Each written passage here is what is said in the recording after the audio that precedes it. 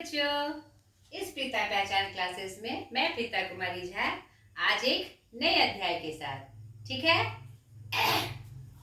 आज इस क्लास में क्षितिज भाग 2 वर्ग दशम सीबीएसई एनसीईआरटी काव्य खंड पाठ 3 की चर्चा करेंगे, जो है कवि देवदत्त द्विवेदी जी का सवैया और कवित। यह एक महत्वपूर्ण पाठ है रीतिकालीन कविताओं के रूप में, जिसकी जानकारी आपको होनी चाहिए और ये आपके पाठ में भी शामिल है और यह आपके मैट्रिक एग्जाम से भी संबंधित है। तो जितनी भी काव्य खंड या गद्य खंड मैं आपको बता रही हूँ, आपको उसको तैयारी के रूप में तैयार करते जाना है, ठीक है बच्चों। तो आज के इस क्लास में पहले हम जानेंगे कवि परिचय, देव जी का कवि परिचय, और फिर काव्य परिचय और उसकी पूरी व्याख्या, ठीक है। देव कवि जो थे हमारे रीतिकालीन कवि थे। रीतिकालीन कवि में वह रीतिबद्ध कवि थे।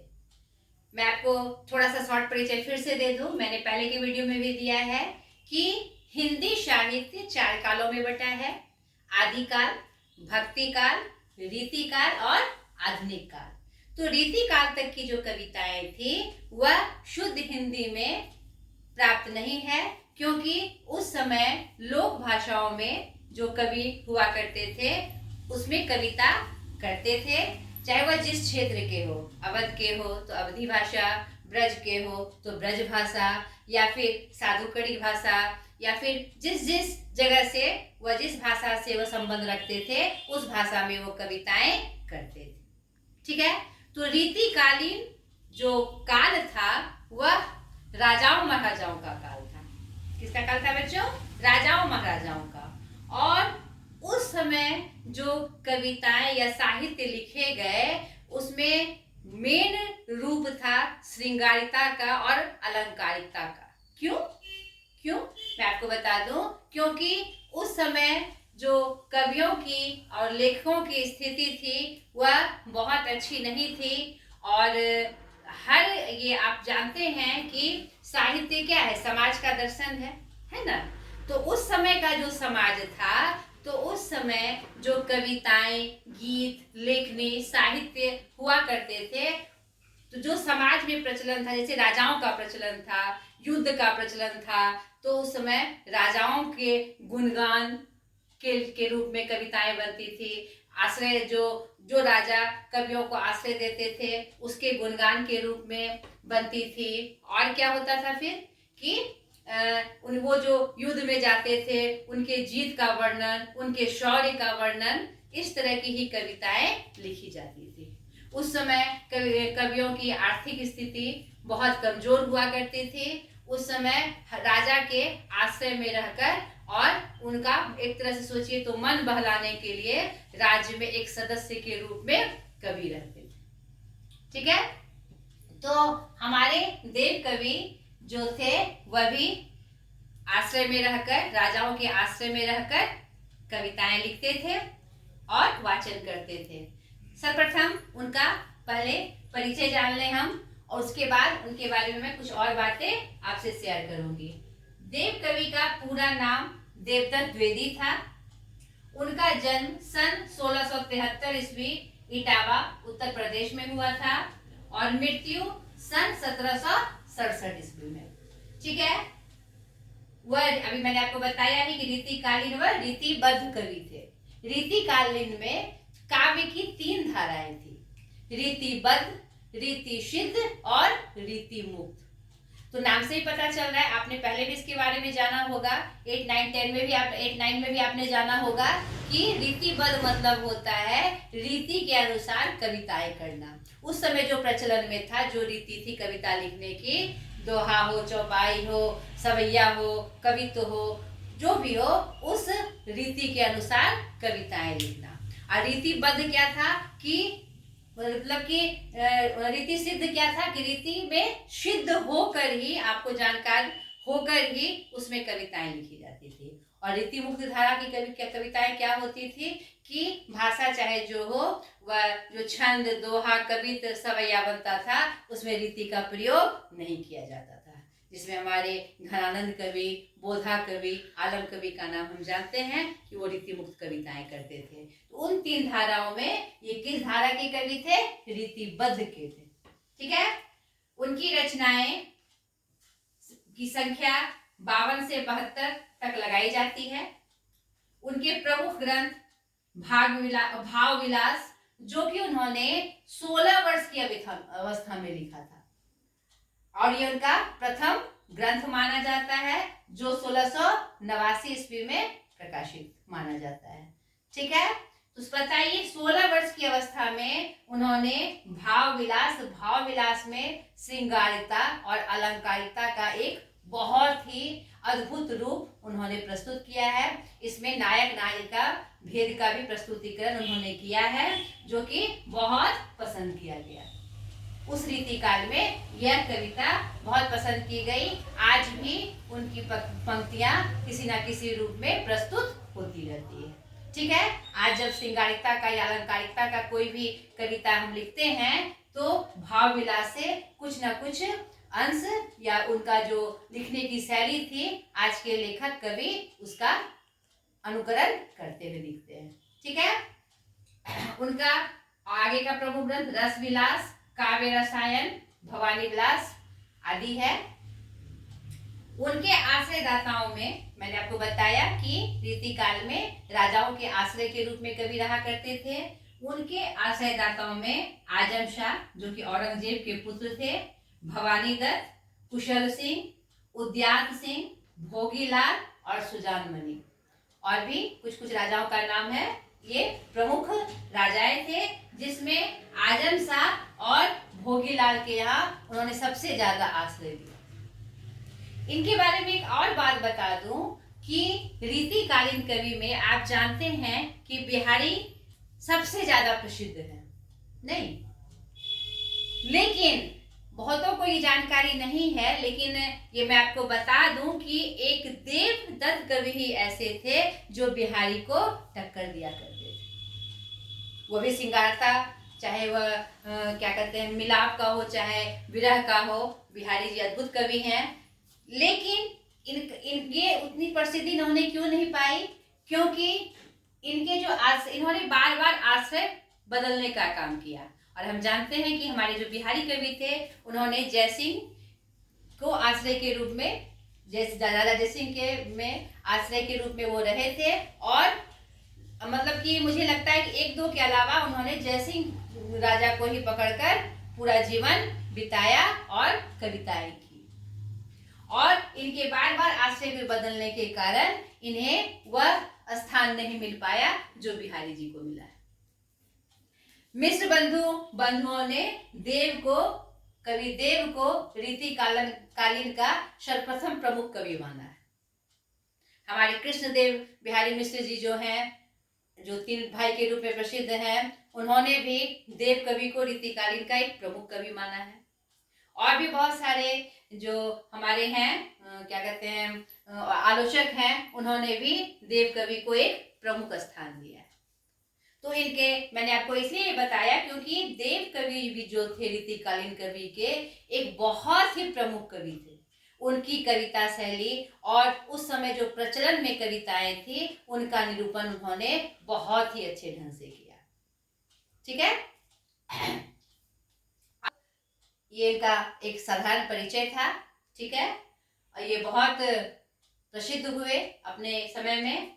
अब हम जानेंगे पाठ परिचय के बारे में। क्षितिज भाग 2 वर्ग दशम। इसमें हम देव कवि के 1 सवैये और 2 कवित प्रस्तुत है। इसमें मैं आपको दिखा दूं। एक सवैया और 2 कवित इनका इस पाठ में दिया हुआ है। तो मैं आपको पहले परिचय दे दूं कि पहला जो सवैया है वह किसके लिए है? वह कृष्ण के सामंती बाल रूप की सुंदर झांकी है। सामंती बाल रूप क्या है भाई?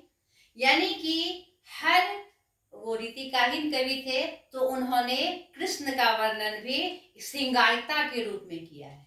जब कृष्ण बाल रूप में पूर्ण श्रृंगार करते थे, पूरा मतलब मोतियों की माला, पूरा सुंदर पट और मोर पंख और मुकुट लगाकर जब वो सामने प्रस्तुत होते थे तो उनका जो रूप वर्णन है, इस रूप में उन्होंने सवैये के रूप में एक सुंदर झांकी उन्होंने प्रस्तुत की है। ठीक है। दूसरा उनका कवित्व है जिसमें उनका प्रकृति प्रेम दिखता है, और प्रकृति प्रेम में भी श्रृंगार, क्योंकि जितना भी नायक नायिका भेद की कविताएं लिखी गई, चाहे वह संयोग की थी चाहे वह वियोग की थी, उसमें प्रकृति का चित्रण प्रमुखता से हुआ है। जितने भी कवि हुए भक्ति काल से लेकर आधुनिक काल तक, यहाँ तक कि आदि काल तक भी उन्होंने प्रकृति का सहयोग लिया। प्रकृति के रूप में, चाहे वो विरह का रूप में हो, नागवती वियोग खंड में हम देखते हैं कि ऋतुओं का रूप देकर, पक्षियों का, फूलों से वो अपने विरह का वर्णन करती है। तो प्रकृति एक ऐसा साधन है श्रृंगारता की कविताओं को लिखने का जिसका उपयोग हर कवि ने किया। तो उनका प्रकृति से प्रेम होना एक साधारण सी बात है। उसमें उन्होंने क्या दिखाया है, बसंत को जो एक हमारे मौसम में सबसे श्रेष्ठ मौसम होता है, उसका वर्णन उन्होंने किया है और शिशु रूप में किया है। स्पष्ट हुआ आपको? यहाँ पर प्रकृति प्रेम को दिखाते हुए उन्होंने इस कवित्व में बसंत के बाल रूप का वर्णन किया है, जिसमें उन्होंने कामदेव जो सुंदरता के देव हैं, और हमें पता है ये कि श्रृंगार के कौन है, पिता कौन है, कामदेव होते हैं। कामदेव के रूप का वर्णन कामदेव का कहते हैं कि कामदेव इतने सुंदर हैं कि उनकी तुलना और किसी से नहीं की जा सकती। तो यहाँ पर उन्होंने कामदेव के शिशु रूप का, बसंत के शिशु रूप का वर्णन कामदेव के रूप में किया है कि कितना सुंदर, कितना अद्भुत। बड़ा ही अनूठे तरीके से उन्होंने यह कवित्व लिखा है, जिसकी व्याख्या अभी हम आगे देखेंगे।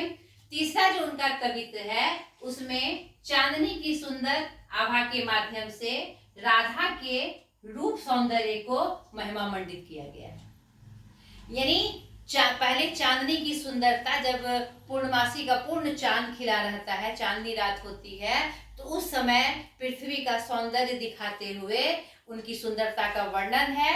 उसके बाद राधा रानी जो क्या कहते हैं, श्रृंगार की एक अप्रतिम रूप है, उनकी तुलना करते हुए उसकी प्रतिबिंबिता उसमें मतलब उन्होंने दिखाया है। वो जो सुंदरता है चांदनी रात की, उसका प्रतिबिंब राधा के सुंदर मुख से दिखाया गया है। समझ गए बच्चों? अब पंक्ति के माध्यम से इसकी हम व्याख्या जानेंगे।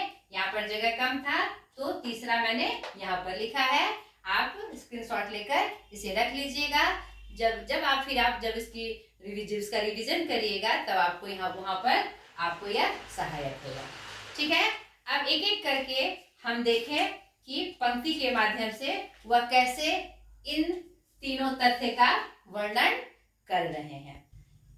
देखिए, इस सवैये में कृष्ण के बाल रूप का और उनके श्रृंगार का कितना अद्भुत वर्णन है। इसीलिए यहाँ पर मैंने आपको लिखा था कि वो अलंकारिता एवं श्रृंगारिता उनके काव्य की प्रमुख विशेषता है, जो कि उनके काव्य से स्पष्ट हो जाती है। रीतिकालीन कवि रीतिबद्ध, जिसमें अलंकारिता एवं श्रृंगारिता उनके काव्य की प्रमुख विशेषता है। ये पंक्ति आप हमेशा याद रखिएगा और इसका दर्शन उनके कविताओं में हमें दिखाई पड़ता है। देखिए कितने सुंदर रूप से उन्होंने वर्णन किया है कृष्ण के बाल रूप का और श्रृंगार के रूप का। पायनी नुपुर मंजू बजय कटी किंकनी के धुनी की मधुराई, यानी कृष्ण भगवान ने उनके श्रृंगार का वर्णन किया जा रहा है। पाँव में नुपुर पहना है जिसमें मधुर ध्वनि निकल रही है, और कमर में वह करगनी बांधे हुए हैं जिनकी ध्वनि भी बहुत ही मधुर रूप से सुनाई पड़ रही है। तो यहाँ पर कोई भी कविता जब हम पढ़ते हैं तो उनकी पंक्ति का स्वस्वर वाचन करते हैं। नहीं, अभी मैं स्वस्वर वाचन करूंगी तो फिर बहुत लंबा हो जाएगा। तो जब भी आप कविता पढ़िए तो स्वस्वर वाचन करके पढ़िए, तब जो आप उसका भाव और अर्थ समझेंगे या लगाएंगे तो वह अपने आप में अनुपम होगा। स्वस्वर वाचन मतलब अपने स्वर के साथ उस पंक्ति को पढ़ते हुए बोलना। जैसे कि पायनी नुपुर मंजू बजे, कटी किंकनी के धुन की मधुराई। यानी कि आपको उस कल्पना में उसको ढाल लेना है कि सामने कृष्ण है और उन्होंने ऐसा ऐसा श्रृंगार किया है और उन्होंने ये सब जो धारण किया है, ये जो गहने धारण किए हैं, उससे उनकी छवि कैसी दिखाई पड़ रही है। और इस पंक्ति के माध्यम से आप कल्पना करिए कि कैसा रूप और कैसा मधुर आवाज मतलब कि आ रहा है उनके श्रृंगार से। आप कल्पना में उसको पिरोइए तो आपको इस कविता, ये जो सवैया है, ये जो कविता है, आपको और भी बहुत सुंदर लगेगी। ठीक है, तो क्या कहा इस पंक्ति के माध्यम से, क्या कह रहे हैं देव कवि कि कृष्ण ने पैरों में नुपुर यानी पायल पहने हैं और कमर में करघनी बांधी हुई है। करघनी किसको कहते हैं? कमर में बच्चों को बांधा जाता है जिसमें कि घुंघरू लगे होते हैं और उसके चलने पर झुनझुन झुनझुन झुनझुन की रुनझुन की आवाज आती है जो बहुत ही प्यारी ध्वनि प्रस्तुत करती है। नहीं, सांवरे अंग लसे पट पीत, हिये हुल से बनमाल सुहाई। और उन्होंने क्या हुआ है, उनका सांवला रंग है और उस पे उन्होंने पीतांबर धारण किया हुआ है जो अपने आप में अनुपम रूप है। और गले में वनमाल यानी वन फूलों की माला वह धारण किए हुए हैं। हमेशा वो करते थे क्योंकि उनका पूरा क्या कहते हैं, कहाँ समय बीतता था? वनों में गौओं को चराने में और यमुना के किनारे कादम्बनी के पास। तो उन पुष्पों की माला पहनना उन्हें बहुत पसंद था। तो उसी रूप को वो दर्शाते हुए कह रहे हैं कि उन्होंने बनमाल फूलों की माला धारण की है जिसको देखकर बहुत ही सुहावना लग रहा है। उनका ये रूप देखकर, इनका ये आवरण देखकर मन हुलसित हो रहा है, प्रसन्न हो रहा है, खुश हो रहा है। आगे देखिए, माथे किरीट बड़े दृग चंचल, मंद हसी मुखचंद जुनहाई। और आगे क्या कर रहे हैं कि माथे पर किरीट मतलब मुकुट पहने हुए हैं और उनकी जो आंखें हैं बड़ी है और वह बिल्कुल चंचल सी दिख रही है। कल्पना करिए उनके रूप का, ठीक है, दिख रहा है। और होठों पे क्या है, मंद हंसी यानी हल्की मुस्कान फैली हुई है जो उनके मुख चंद को और बढ़ा रही है।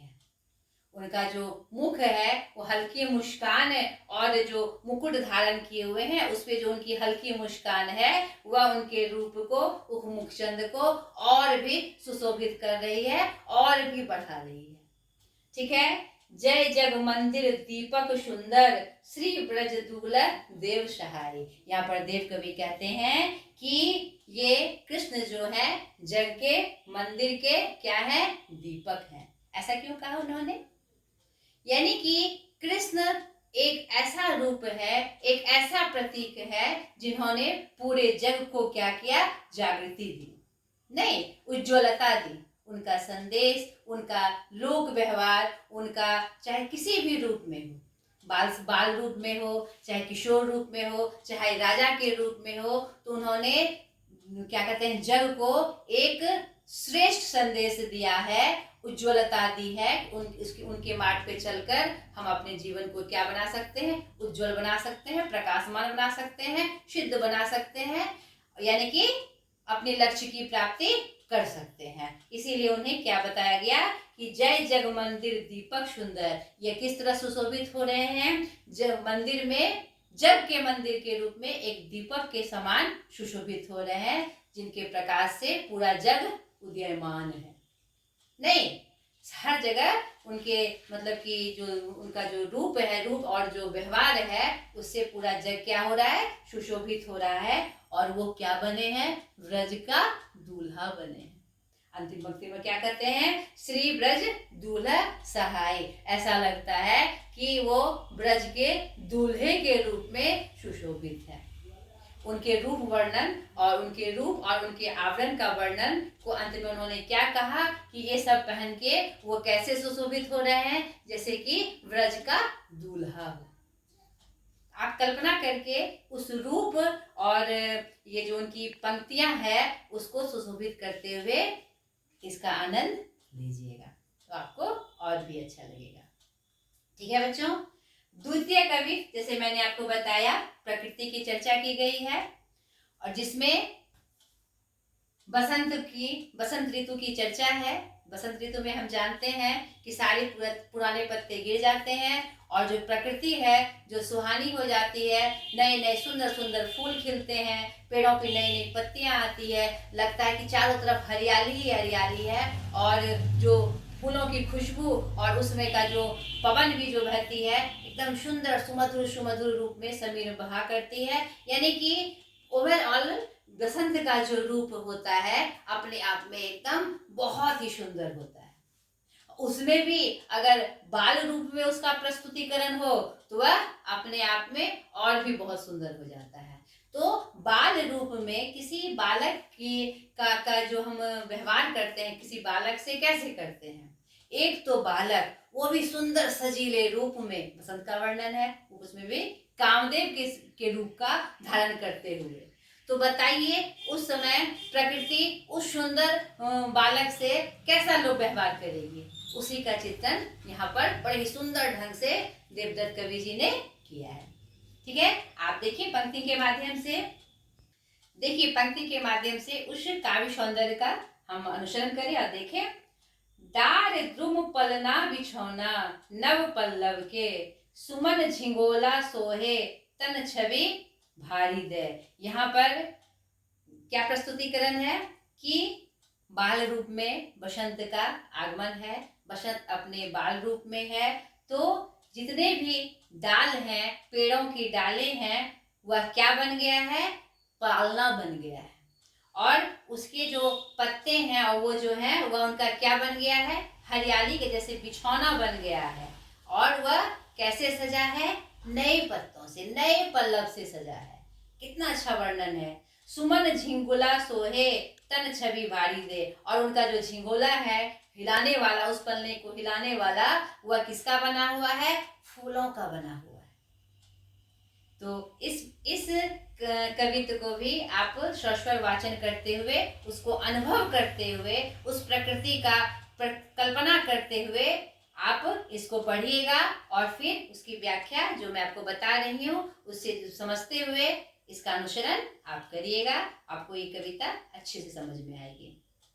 पवन झुलावे केकी कोर बतरावे देव कवि कहते हैं कि पवन मतलब सुमन का झिंगोला डोरी से उनको पलना बना हुआ है, नव पल्लव का बिछौना लगा हुआ है और उसको कौन झुला रहा है, झूले को कौन झुला रहा है, पवन झुला रहा है और उसी में मोर और तोते क्या कर रहे हैं, बातें कर रहे हैं।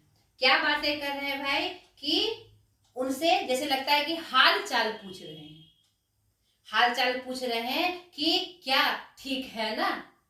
यानी कि डाले जो पल्ला बनी हुई है, नव पल्लव जो बिछौना बना हुआ है, जिसे सुमन के फूलों के झिंगोले से डुलाया जा रहा है, जिससे कि एक बहुत ही सुंदर छवि प्रस्तुत होके आ रही है। पवन उसे डुला रहा है और मोर और तोते लगता है कि उनसे हालचाल पूछ रहे हैं कि सब ठीक है ना, ये जो आपको प्रस्तुत किया जा रहा है या जो आपको स्वागत है क्या ठीक है ना। आगे देखिए, कोकिल हलावे हुलसावे कर तारी दे। यहाँ पर कोयल क्या कर रहे हैं, हिला के और हुलसा के, ताली बजा बजा के उसको बहलाने की कोशिश कर रहे हैं। वह जो शिशु बनकर बसंत आया हुआ है, तो उसे सारे प्रकृति में जितनी चीजें हैं, प्रकृति प्रदत्त जितनी भी चीजें हैं, पशु पक्षी पेड़ पौधे वातावरण फूल, सब उनके स्वागत में एक साथ खड़े हैं। उसी क्रम में कहा जा रहा है कि कोकिल उनका हाल चाल भी पूछ रही है, उन्हें हुलसाने की, बहलाने की, दुलारने की कोशिश कर रही है। कैसे, ताली बजा बजा कर। कौन कर रही है, कोकिल, कोयल। परित पराग सो उतारो करे राई नौन। ऐसा प्रतीत होता है कि कमल की कली, कमल की कली यानी कि बसंत में क्या होता है, खिलने के लिए वो तैयार होती है। कमल की कली क्या कर रही है कि पराग की माला, फूल के पराग की माला से उन्हें उनका स्वागत कर रही है। और ऐसा प्रतीत होता है कि वह सरसों और नमक से उनका नजर उतार रही है। इतने सुंदर रूप में बसंत शिशु रूप धारण कर आए हैं प्रकृति में, तो उन्हें नजर ना लग जाए, तो देव कवि कहते हैं कि कमल की कली जो है उसकी नजर उतार रही है। ऐसा प्रतीत होता है कि पराग की माला पहनकर पराग के माध्यम से और जैसे कि सरसों और नमक से उनकी नजर को उतार रही है। आगे देखिए, कंज कली नायका लतान सिरदारी दे मदन महीप जो बालक बसंत ताहे। और क्या कहते हैं, कह रहा है कि ये जो कमल फूल है और भी बहुत सारे जो फूल हैं, कंज की जो कली है वह नायिका बनकर लताओं से सिर को ढकते हुए उनके मन को बहलाने के लिए, उनको खुश करने के लिए सामने प्रस्तुत है। और उनका जो रूप है मदन, मदन किसको कहते हैं, कामदेव को। ठीक है, मदन का यह लगता है कि वह जो शिशु है मदन के रूप में बसंत बन के आया है। सारा जो उनका रूप है, रूप सौंदर्य जो है उसमें आ गया है, मदन के समान प्रस्तुत हो रहे हैं वो। और जैसे कि वह आकर प्रात में चटकारी दे देकर, चुटकी ले लेकर गुलाब जो है उन्हें जगा रहे हैं। प्रात ही जगावत गुलाब चटकारी दे, यानी कि पूरी कविता में वह जो बसंत बालक रूप में प्रकृति में आया है उसके स्वागत के लिए सारे लोग खड़े हैं। तो उस क्रम में कौन क्या कर रहा है और कैसा दृश्य सामने आ रहा है उसी का प्रस्तुतिकरण देव कवि ने किया है कि ऐसा ऐसा प्रतीत हो रहा है, जैसे कि उसकी नजर उतारी जा रही है, उनका हाल चाल पूछा जा रहा है, ताली बजाकर उन्हें बहलाने और फुलसाने की कोशिश की जा रही है, गुलाब चुटकी बजाकर, चुटकी दे देकर, क्या कहते हैं, गुदगुदी लगाकर उसे बहलाने की कोशिश कर रहे हैं। इस तरह का प्रस्तुतिकरण, एक सुंदर प्रस्तुतिकरण बसंत का यहाँ पर दिखाई पड़ता है, जिसका अद्भुत वर्णन कवि देव जी ने किया है। ठीक है बच्चों, अब तीसरे कविता की तरफ, जिसमें मैंने बताया कि चांदनी की सुंदर आभा के माध्यम से राधा के रूप सौंदर्य को दिखाया गया है। सर्वप्रथम इसमें चांदनी का जो रूप है, जब आसमान में जब चांद खिलता है, पूर्ण चांद खिलता है, तो धरती पे कैसा रूप प्रस्तुत होता है। और अंत में उस रूप की तुलना राधा के मुख से की गई है। ठीक है, यहाँ पर बहुत ही सुंदर ढंग से अलंकार का प्रयोग कवि ने किया है। कवि फटिक सिलानी शो सुधारयो सुधा मंदिर। जब चंद्रमा पूर्ण आकाश में एकदम से अपनी पूर्ण चांदनी के साथ जब दिखाई पड़ती है, तो उस समय धरती पर एक बहुत ही सुंदर और अद्भुत रूप प्रस्तुत हो रहा है। इस पंक्ति के माध्यम से वो दिखा रही हैं कि ऐसा प्रतीत हो रहा है कि फटिक शिला पे जैसे कि सुधा बरस रहा हो और एक सुधा मंदिर वहां पर दिखाई पड़ता है। फटिक शिलानी का मतलब होता है एक स्फटिक, एक नग होता है जो कि पारदर्शी होता है। नहीं, यानी कि ऐसा प्रतीत हो रहा है कि एक चांदनी के बिखरने से एक ऐसा सुधा मंदिर, सुधा मतलब अमृत का मंदिर बन गया है उसके रूप से, जो कि स्फटिक के चट्टान पर अवस्थित है, यानी पारदर्शी है। झीनी झीनी चांदनी उस रूप को और भी बढ़ा रही है। स्फटिक एक नग जो पारदर्शी होता है और बहुत ही चमकीला और सुंदर होता है। जब उस पर रोशनी पड़ती है तो उसका रूप और भी बढ़ जाता है, उसकी चमक और भी बढ़ जाती है।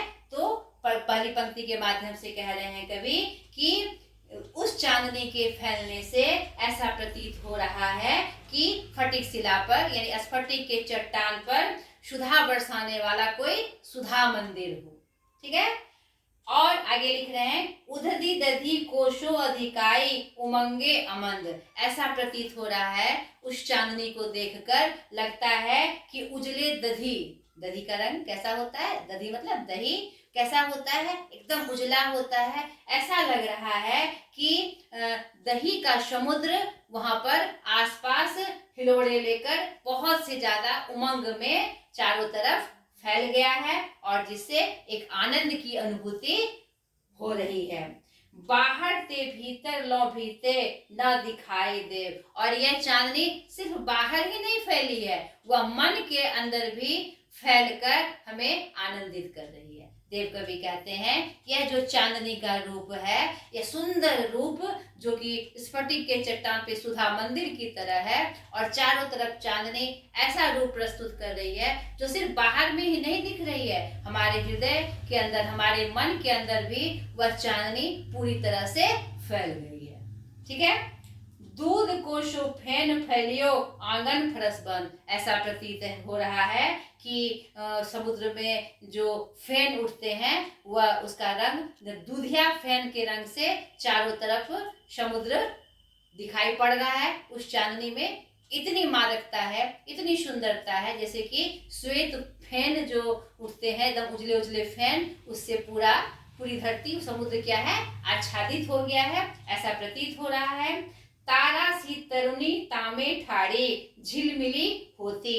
और उस चांदनी में तारे ऐसे टिमटिमाते दिख रहे हैं जैसे कि कोई युवती सुंदर आभूषण धारण कर वहां पर पंक्तिबद्ध होकर खड़ी हो।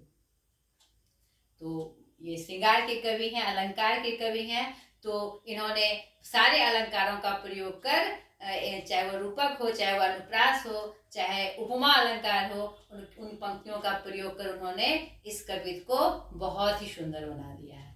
उन्होंने बहुत ही अच्छे तरीके से उसका प्रयोग कर अपने कविता को एक प्रभावशाली और आकर्षक रूप प्रदान किया है।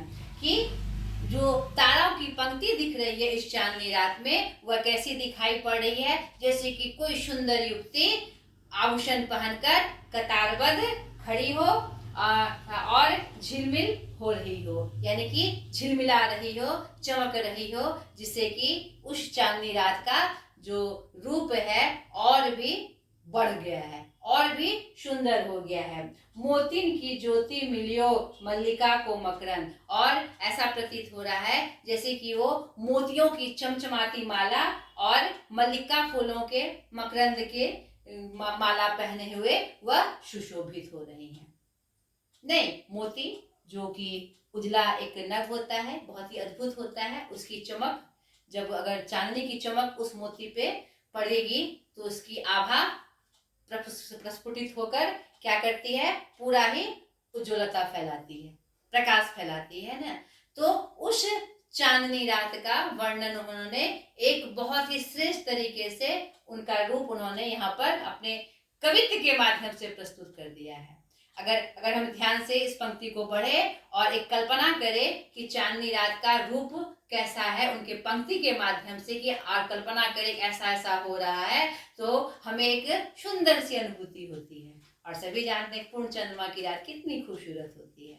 तो उन्होंने पंक्ति के माध्यम से उसके रूप को और उसकी सुंदरता को और बढ़ा दिया है। आगे देखिए, आरसी से अंबर में आभासी उजारी लगे।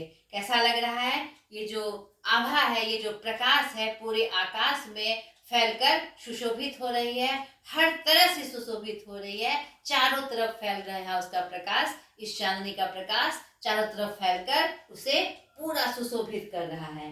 अंत में कवि क्या कह रहे हैं, देखिए, प्यारी राधिका को प्रतिबिंब सो लगत चांद। यहाँ पर अंत में उन्होंने श्रृंगार की देवी राधा रानी का रूप प्रस्तुत किया है कि इस चांदनी के रूप को देखकर लग रहा है कि इस चांदनी ने राधा के मुख को ले लिया है। यानी कि चांद में किसका प्रतिबिंब यहाँ पर दिखाई पड़ रहा है, राधा के सुंदर मुख का, जिसकी तुलना किसी से नहीं हो सकती। अंत में राधा रानी का के मुख की सुंदरता का, सौंदर्य का रूप प्रस्तुत करते हुए कवि कहते हैं कि इस चांदनी को देखकर, इस सुंदरता को देखकर लग रहा है कि चांद ने राधा के मुख को ले लिया है। चांद किसका प्रतिबिंब बना हुआ है? राधा रानी के मुख का। आप सोचिए कि राधा रानी कितनी सुंदर है और उन्होंने कितना महत्व और कितना सम्मान राधा रानी को यहाँ पर दिया है और अपने कवित्व को समाप्त किया है, जो कि अपने आप में अनुपम है। नहीं तो आशा करती हूँ कि तीनों, ये सब प्रथम सवैया, द्वितीय कवित और तृतीय कवित, जिसका यहाँ पर मैंने विश्लेषण किया है, वो आपको अच्छे से समझ में आया होगा। अगली वीडियो में इसका प्रश्न अभ्यास लेकर मैं प्रस्तुत होंगी। आज तक के लिए इतना ही। बाय।